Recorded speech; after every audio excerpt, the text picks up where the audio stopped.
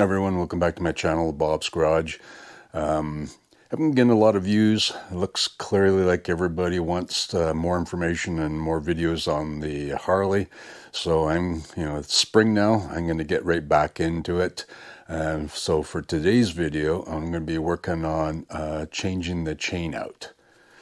So again, for the people who haven't been watching or this channel, I've got a 1951. Well, it's a parts Harley, but registered as a 1951. It's really a 58 motor, and it's a 48 to 51 frame. But go back to the other videos and get a little bit more details. So I'm going to be changing out the final drive chain. No real signs of any problems other than on 3 links I can see pitting, which is really strange why these 3 links are pitted. Anyhow, I'm going to change it out. There's lots of choices for chains. I'm not a sponsor or anything like this, but I kind of prefer old school way of chains. You can buy ones with built-in rollers, and I'm not a big fan of those. Built-in seals inside the rollers. I'm not a big fan of those. They're going to wear. So to me, I just kind of like the old traditional style of chain, like this, which is what's on there now. So diamond chain. This one, it's really straightforward. In the original Harley Davidson manual, what it would say is that you heat up a paraffin type wax or a paraffin type based grease, and it's a warming tray, and that allows the grease to penetrate into the chain. The other way I've read is just 50 weight or 60 weight oil and soap, which is what I do. So that's what I'm going to do. I'm going to put the chain inside of a container and just soak it for probably several days, just to allow it to penetrate in. It's fairly cold now, so it's going to take a while. Changing the sprockets out is pretty straightforward. There's a master link on here somewhere.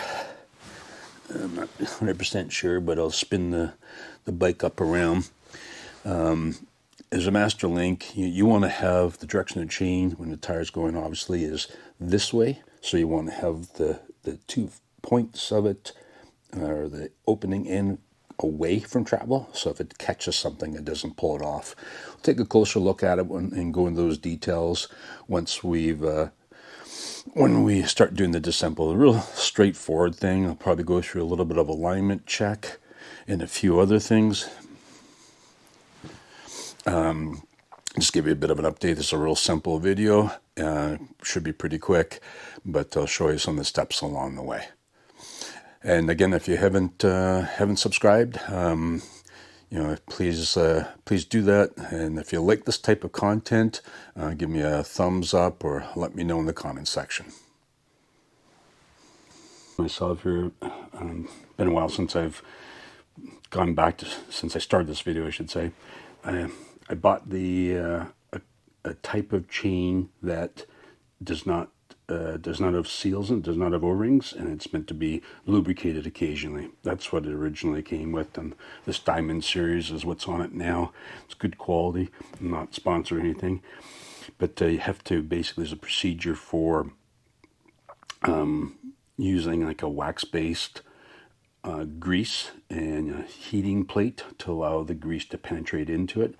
Well, I took this out and found out, fortunately, that's all been done, and it is definitely a wax-based grease, just sticky like you wouldn't believe. So that's good to go. That saves me a step. I'm going to set you down here now, and what I'm looking for, let's see, is oh yeah, by the way, the chain's 110 links, so this has a mechanical braking system and just rods, as you can see here. And if the length of the chain changes, the axle also has to move back or forth to compensate for the chain or chain wear. That affects the adjustment rod, so it'll affect the rear brake. So you have to be careful of that. So I'm going to take the chain off, pretty straightforward, and I'm going to use the old chain to feed the new one in. See, this is the master clip right here, and you can see it points with the open end away with from the direction of travel, or the closed end, in it. And that's in case it catches on a piece of sheet metal and won't pull off. You can see it's been banging there, so definitely an area of concern.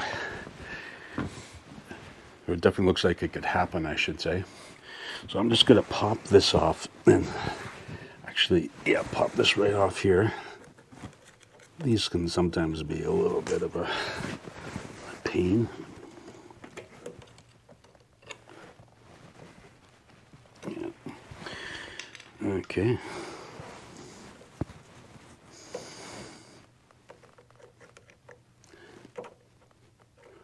Well, like I said, I'll be using, and what things you check for, like for me, it was a few links that were showing signs of pitting. I think I have to use a pick to get it. Are showing signs of pitting that looked like the rollers weren't making contact. But I don't want uneven wear. And the second piece to all that is the rear drum here. This drum, that's an original piece. They're incredibly hard to find that are in good shape. So definitely got to make sure protect it as long as you can. It looks like I'm having a bit of trouble with this.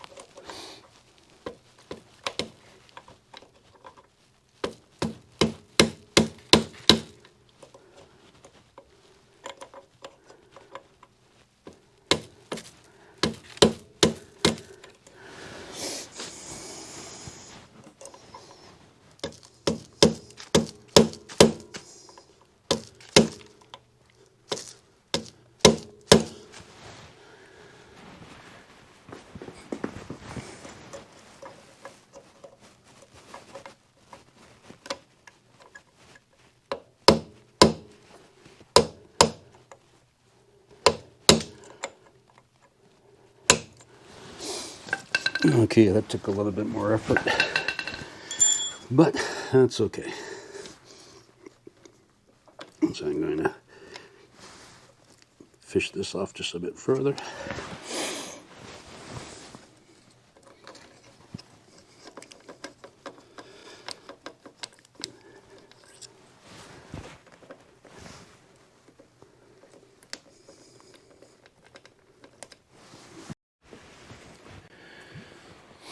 So one of the first things you have to do prior to doing this, take the tension off the chain. And so I'll have to go through the setup of how to align the sprocket to the transmission sprocket. And there's a few ways to do that, but I'll get into that a bit later. But yeah, with too much tension on the chain, you can't get the sprocket, the master link out.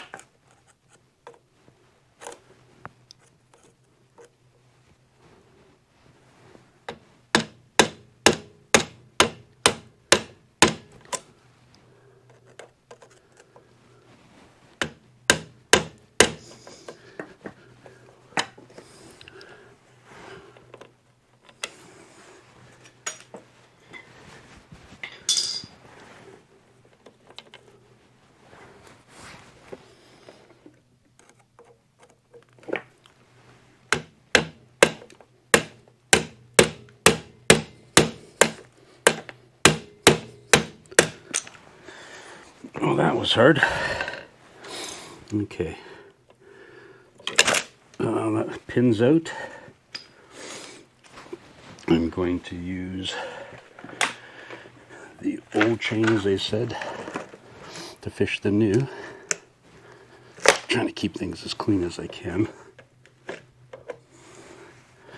Now I'm just gonna put that much in. Obviously, a little bit of a pain to get that master link back together. Hopefully you can all see this.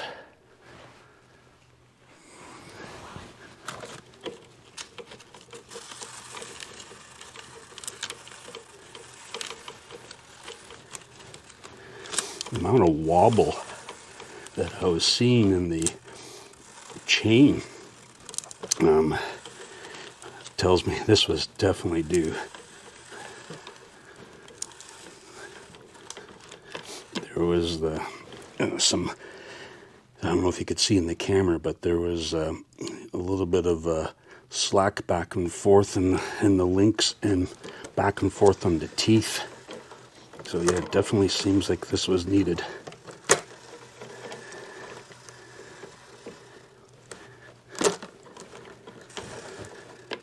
And it looks like,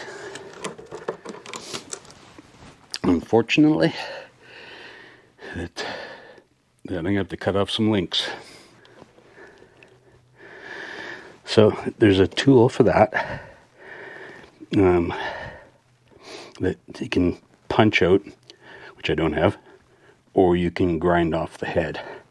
So it's looking like I need to have that much off. So I'll mark that one.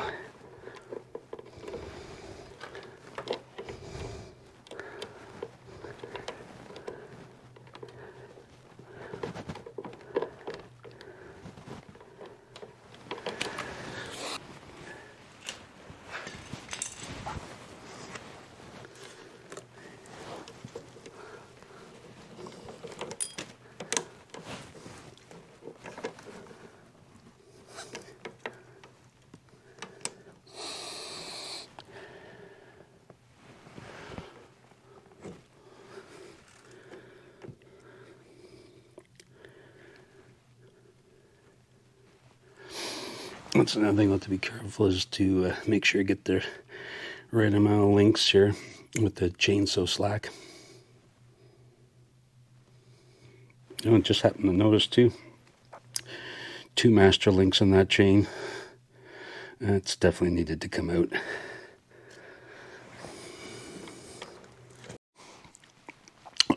Okay, I ran into a few surprises, so I put down the camera just to take a closer look and check a few things out. It's probably when you go from memory, you start making mistakes. I think I said 110 links. So it's actually dependent on a lot of things. I'll show you. You know, the transmission sprocket, which could be 23 or 24 from the factory, and the rear axle sprocket, or brake drum sprocket here, which is, again, I'm going from memory, but I think it was 51. But if you change those things around, you could have different sizes, and again, that's just factory. There could be some other sprockets put on as well. So here's where I ran into a problem. I was running into difficulty in trying to figure what the length I need, because the travel was limited. So this bracket, so these are drag pipes. So I don't know if you can see, this bracket right here was interfering with the movement of the axle nut. So I couldn't go all the way back. So the significance of that is further back helps make the brake pulse forward to tighten. So by moving the wheel farther back, I can get more braking leverage. My rod's fully adjusted. So I want to go longer. Now the downside to that is, as the chain stretches, of course it's going to go back. Well, here's where things got weird. When I took the original chain out, it was 99 links right there. When I measure this one out, 102 factory is about an inch or an inch and a half shorter than that. So that chain that's on there is stretched right out. So I'm ever glad I got that out. When I get it out, I'll show you what it looks like. But yeah, I let that go way too long. And I found also, you can't see it now, but there's actually 2 master links in there. So it looks like somebody's got like a half link, and when I get it out, I'll show it. That's why the weird 99. So I'm gonna have to play with this back and forth. I'm gonna put spacers on the pipe here. I got some for that. So some solid spacers to hold the exhaust out a little bit to allow me the full range of travel, which I definitely want. And I'm going to have to then try to size up the size I want. I'm going to air long. And the reason for that is, so if the chain stretches, then it'll move back. So I've run out of travel, I can always take a link out. But I'm going to air that way so I get better braking force. I was really relying on the front brake. Not great. They just hit the stop on the pedal, and that's it. Somebody here is a little upset here. So I'm gonna make a few more adjustments here and checks, and then once I get them set, then I'll start grinding off a link out of the other chain. So what I did now is I just moved the tires far back to the travel, as far back as I'm comfortable with, and I sighted down the sprocket to get it ballparked, to make sure it's roughly aligned. So both sides are square. It has a huge impact, by the way. So again, try to get them about the same distance back, but again, front sprocket and rear sprocket, getting them aligned is most important. So that gives me a rough position. I've got the exhaust out here, so they got movement. I'll come back and make a spacer for that afterwards. So this is the starting point. Like I said, I'm going to have to be moving back and forth a little bit. But now with the tire back, I have plenty of brake pedal. Used to hit the floorboard there, so it'd go to its limit. So as I said, I was at the limit of the travel, fully extended, so I couldn't go any further. So this gives me the maximum. I'll put the chain on. The chain is going to stretch and wear. So ideally, what I'm hoping to find when I do this is that I'm going to get the chain being a bit too short, which is great. I'm going to aim for about 104 links. I've already marked out 140 links on that chain. I put that back on, feed it through, and I'm going to see if, whereabouts that lands. Is it too loose or too tight? And then I'll make an adjustment. If I have to take another link out, then I can do it. But it's marked off now, so I'm going to feed that around. Okay, see, I'll show you what I found now. Just 1 second. I've got a mark at the 104 links. Pulled this all through, and you can see that's too much. That's 104, so I need to take one more link off to make that. And so that's 102. So that's basically what was supposed to be expected for this. Again, I got that wrong in the beginning. I said 110. 110 was the chain length that was supplied.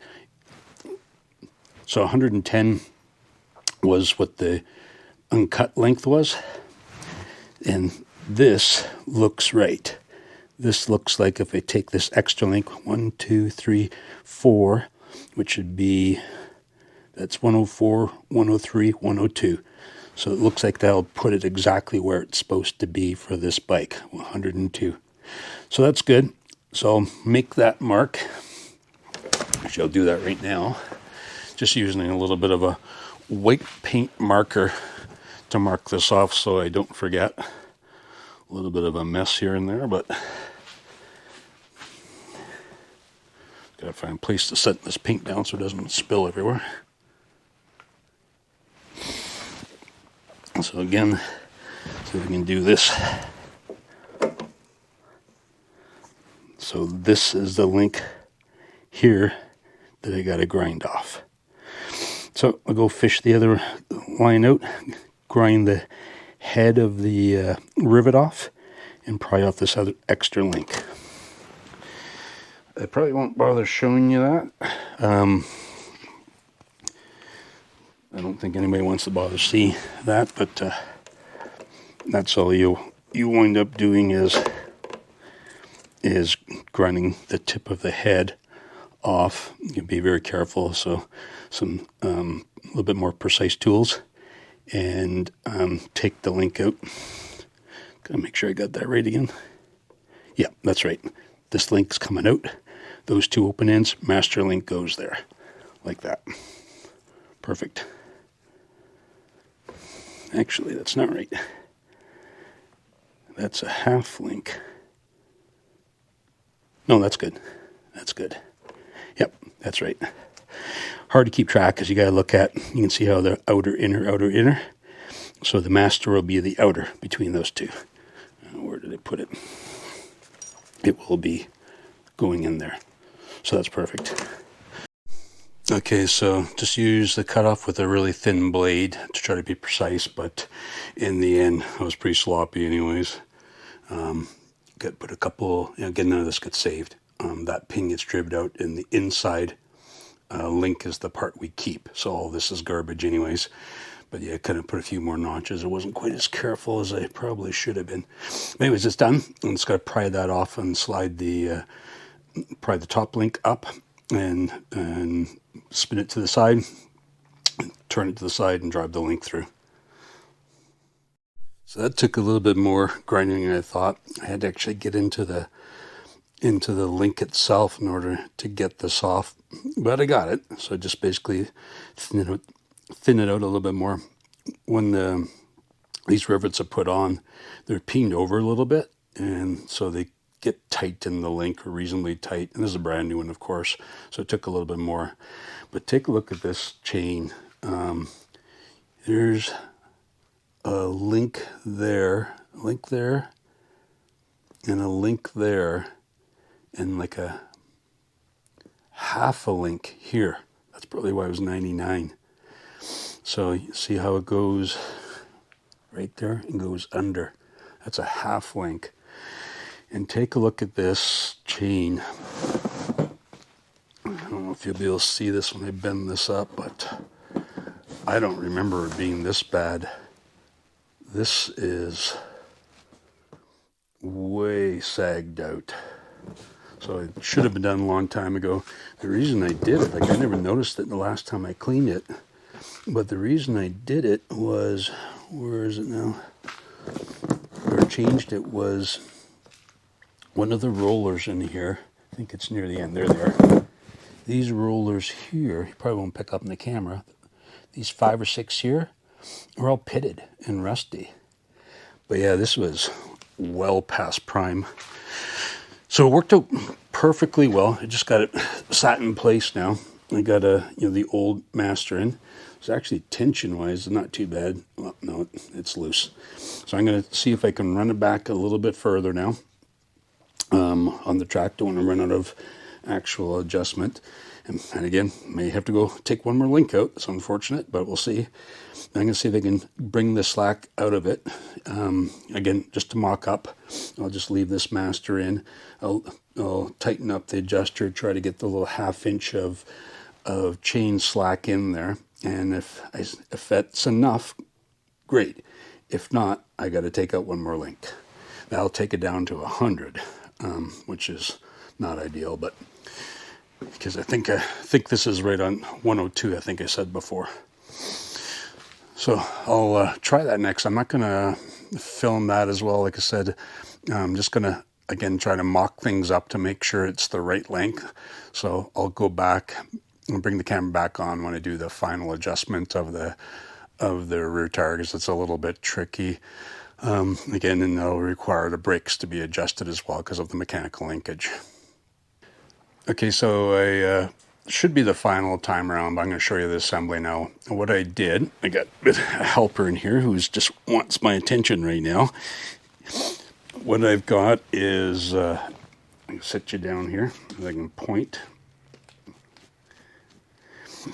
I've got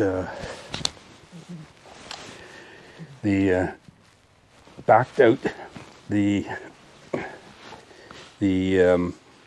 adjustment, so I've got about a ½ inch of slop up and down.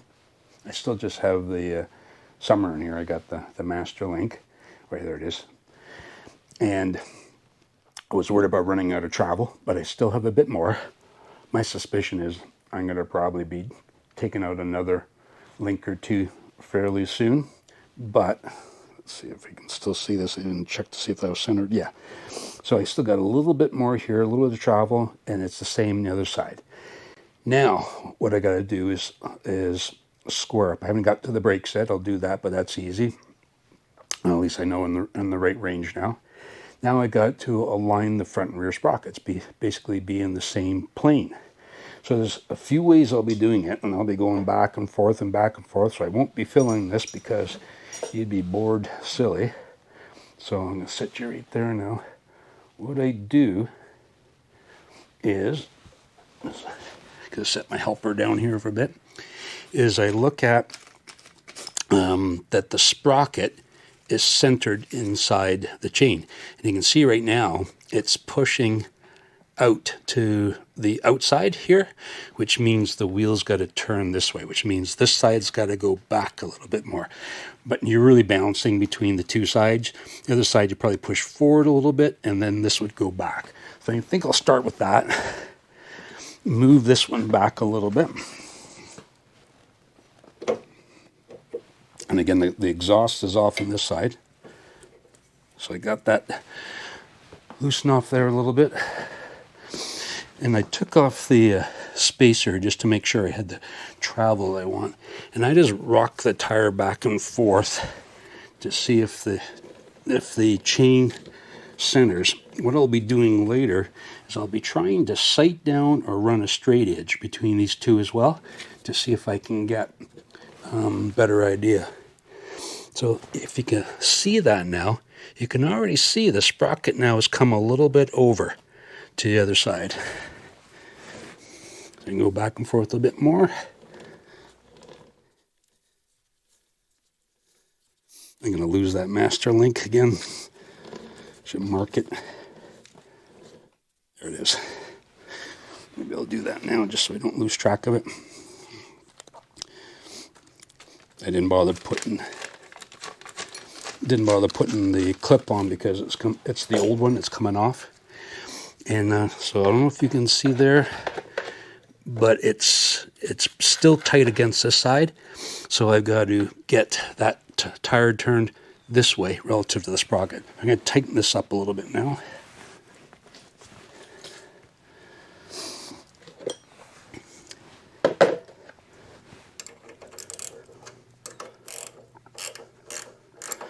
The problem with doing that is I'm going to tighten the wheel at the same time.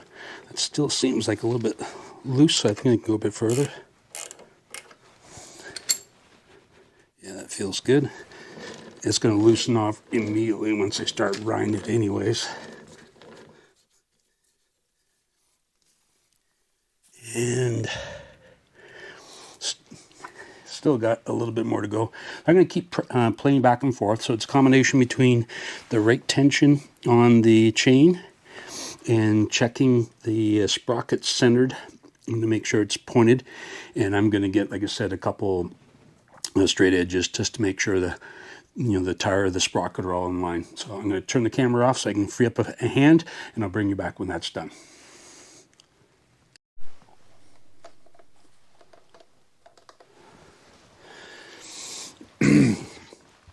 So I've gone through this a whole bunch of times.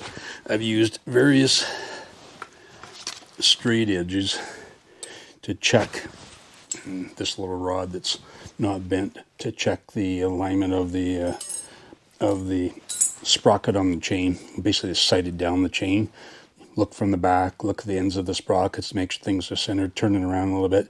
Looks good. So what I'm going to do now is, and the chain tension is right, is, like I said, because it's brand new, it's going to start slacking off immediately. But we'll deal with that when it happens. So for now, I'm going to get the master link, wherever I put it, and replace it with the one I've got in there temporary. And then I'm going to start bolting together, tightening up the axle shaft, and then I'm going to make adjustments to the brake. What's left is the exhaust. So looks like I need about a 3/8 spacer to hold the exhaust away from the frame. So I'll make one up. But I think for the next video, I'm actually going to look at getting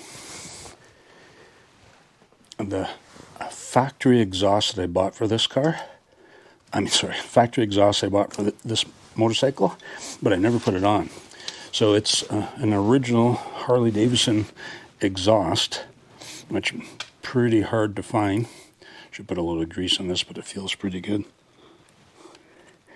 And the front pipes. The only thing I'm missing is the heat shields for it, but that's it.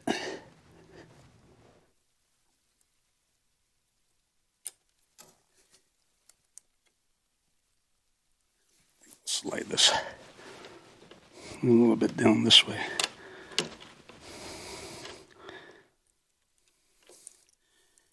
And go back to the exhaust again. So that'll allow me to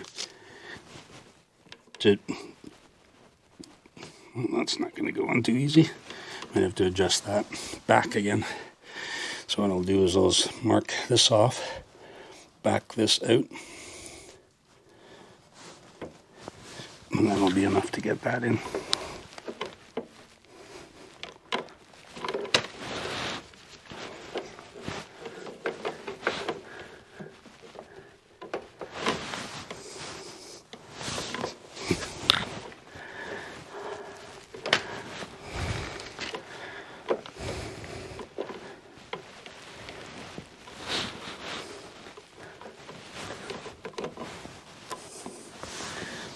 Oh, that's a fight.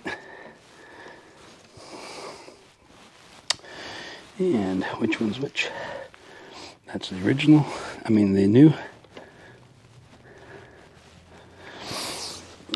Pair of pliers to pinch that on.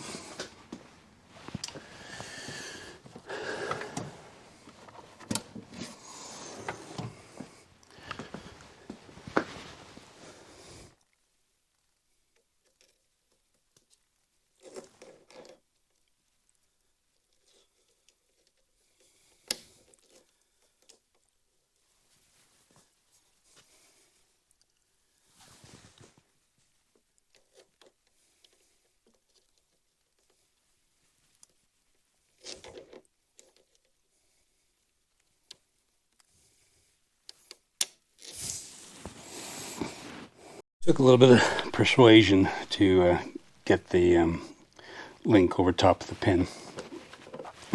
Not a whole lot, just using a little socket to drive it in. And then the last thing to do is the new clip, and again, direction of travel, so it goes this way. So this will go, see how much luck I have here now. This will go in that way.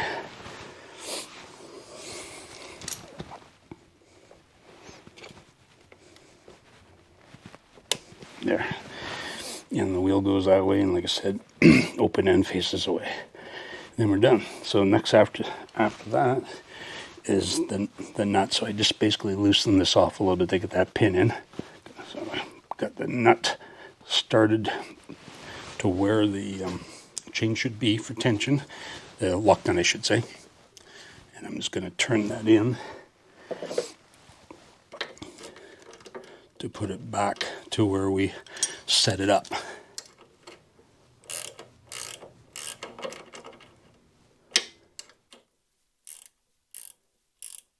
There. So that's where I had it before. Everything aligned. I'll tighten up the lock nuts and tighten up the spindle nut. I ain't sure what that's called, axle nut, spindle nut.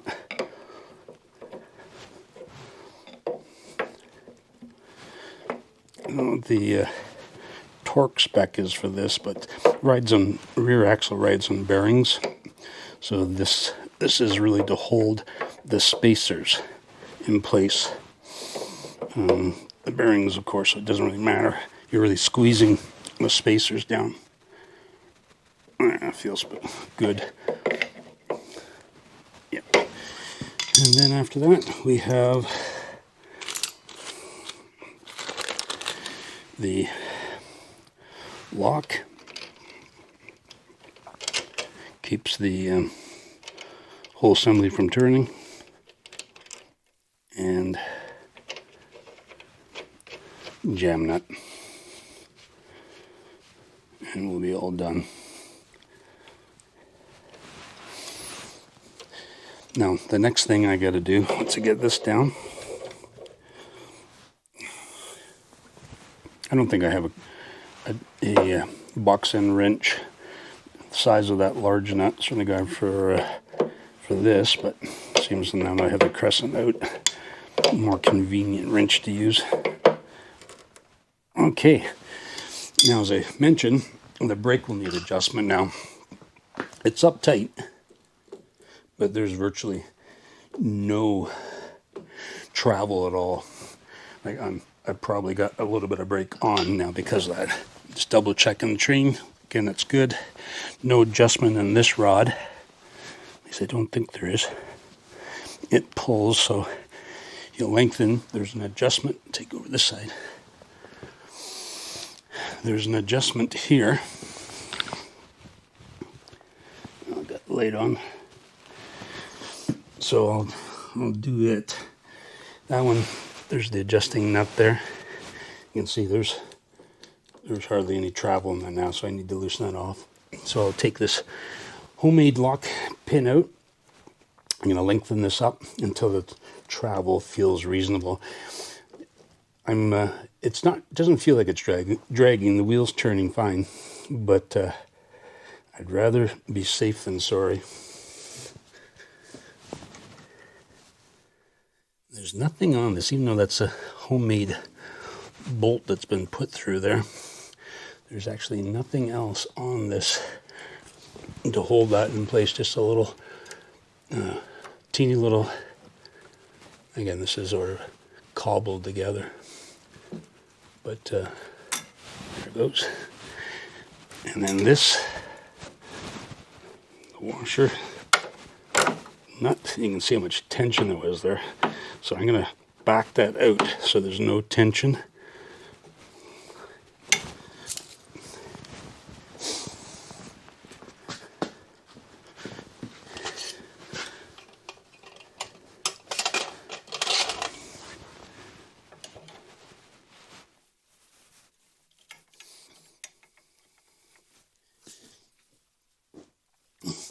And as I said, the rod pulls the brake forward, so by moving the wheel back, it's effectively pulled the brake rod forward, so it's made it more brake pedal or pressure. So again, you can see that. I'm going to set that up so it's even with the spring in the return position. I think that's a good starting point. Larges go by feel. I want to make sure I've got enough travel in the pedal that it doesn't hit the floorboard like I was doing before, and that I got good braking force. So I've never been in the position with this that I've been able to actually really put the rear brake on hard, because the pedal always hits the floorboard before I get to that point. So I'm kind of looking forward to this. Just a little bit more.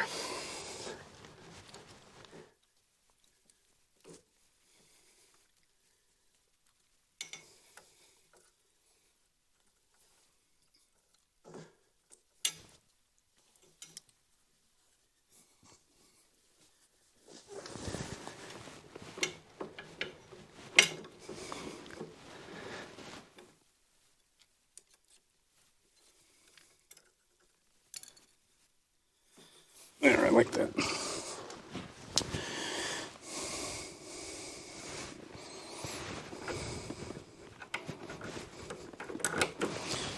Yeah, and I got good travel of the pedal. I can even probably take a bit more off because I got lots of room there. Yeah, a little bit more because it's still the spring return. Still got a bit more to go there.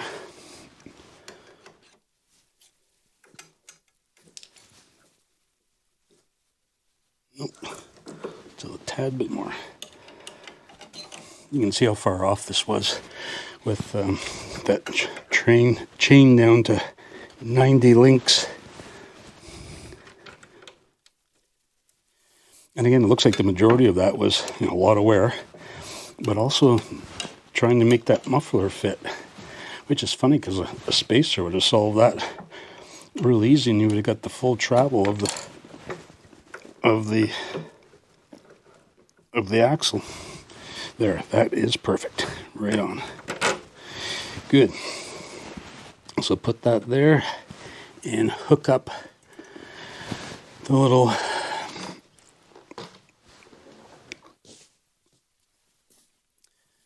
clip. This is a little bit of a janky thing. It would have originally had something mounted to the cross shaft for the brake, but that was cut off by somebody for some strange reason. The toolbox was cut off this frame, which would be a vertical piece back and forth. They make reproductions. You can actually see in the frame little pits on the frame where it was ground down when they cut it off. Very fine, like very noticeable. But again, a bit of a shame. Okay, finish up this video now. Chain's all done. And I've tightened everything back up, adjusted the sprockets, went down to look at the alignment. Everything is good. Went 5 or 6 times, different ways to look at it. I've got the exhaust back on. It's kind of Mickey Mouse with a couple bolts for spacers. I'll make a true spacer out once I grab the materials. But I'm also just got that put together because I'm debating of putting this exhaust in. I purchased this a while back. It is an original Harley exhaust system, and if you can see this, it's a little rough shape, but it's a 1951, so it's an original exhaust. So that one there, it's got a few spare parts as well. It's got a few spare parts, a replacement aftermarket front pipe, and then this original one. I still got to get a few more parts and some nuts and bolts for it, for the hardware to mount it. But once that's done, I'll put that on. I'll do that for another video anyways. Thanks for watching.